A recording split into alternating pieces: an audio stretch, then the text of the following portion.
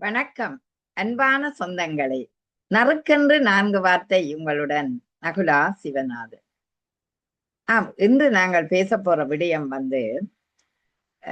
இந்த குழந்தைகள் சவாலாகும் இந்த குழந்தை வளர்ப்பு. உண்மையிலேயே இன்றைய சூழல் ஒரு இயந்திரமயமான அறிவுச் சூழல்ல நாங்கள் இருக்கின்றோம். இந்த சூழலுக்குள் எமது குழந்தைகளை வளர்ப்பது மிகவும் ஒரு கடினமான விடயமாக இருக்கின்றது. ஏனென்றால் சுதந்திரமான ஒரு சூழலில எல்லா விடயங்களையும் கேட்கக்கூடிய பிள்ளைகளாக இருக்கின்றார்கள். இந்த விடயத்தில அந்த ஒரு நாணய கயிறு மாதிரி நாங்கள் இருக்க வேண்டிய தேவை இன்றைக்கு இருக்கிறது.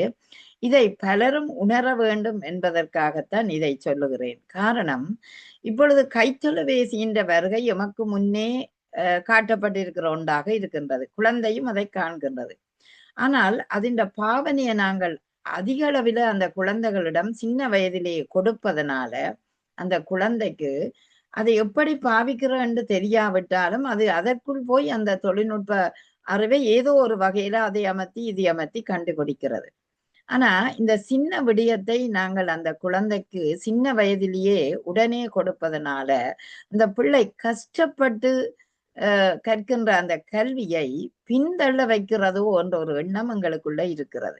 காரணம், இன்று மாணவர்களின் அந்த கல்வியை கொண்டு போற வீதம் குறைவாக இருக்கிறது. அதை காட்டிலும் கைத்தொலைபேசியில விளையாடுறார்களா, தேடுகிறார்களா, அப்படியான தேடல் அதிகமாக இருக்கிறது. இப்படி பார்க்கும்போது எமக்கு தோன்றுகின்றது, குழந்தை பருவம் என்பது மிக முக்கியமான பருவம். அதில் எதை கொடுக்க வேணும், எதை கொடுக்க கூடாது என்று பெற்றோர்கள் நிச்சயம் அறிய வேணும். அதனால குறிப்பிட்ட பருவம் அளவு நீங்கள் அந்த குழந்தைக்கு கைத்தொலைபேசியை காட்டி அவர்களை அதற்குள் ஈர்ப்பை ஏற்படுத்தாதீர்கள்.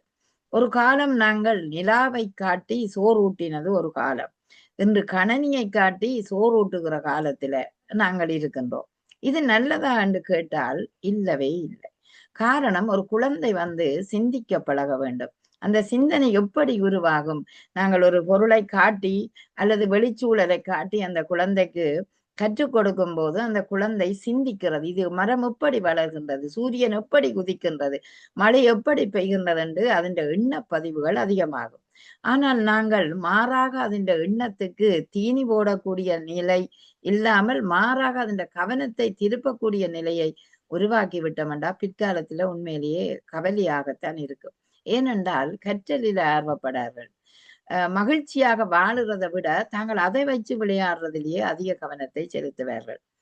அதே நேரம் அதுல காணப்படுற விளம்பரங்களை பார்த்து எனக்கு இந்த உணவு வேணும், எனக்கு இந்த காம்ப்ளெக்ஸ் வேணும் என்று அந்த குழந்தைகள் அடம் பிடிப்பதை பார்க்கிறோம்.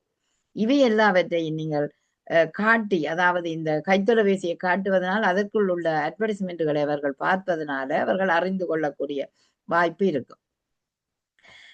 அதே நேரம் இந்த பிள்ளைகள் நாங்கள் இவற்றை கொடுத்து சுலபமாக்கி வாழ்க்கையை காட்டும் போது அது ஏதோ இதற்குள் தான் மகிமை இருப்பதாக நினைத்துக் கொள்வார்கள். ஆதலால் மிக கவனமாக இந்த குழந்தைகளுக்கு அன்பு, அரவணைப்பு, அதே நேரம் நன்னெறிகள், ஒழுக்கம் சார்ந்த விடயங்கள், எங்களோட பண்பாடு சார்ந்த விழுமியங்களை சொல்லிக் கொடுங்கள். அதுதான் இந்த குழந்தைக்கு சின்ன வயதுல நீங்கள் பதிக்க வேண்டிய ஒன்று. அதை விட முக்கியமாக எங்கள் தமிழ், அதாவது எங்களோட தாய்மொழி கல்வியிலும் தாய்மொழியையும் அவர்களுக்கு ஊட்டி பாருங்கள்.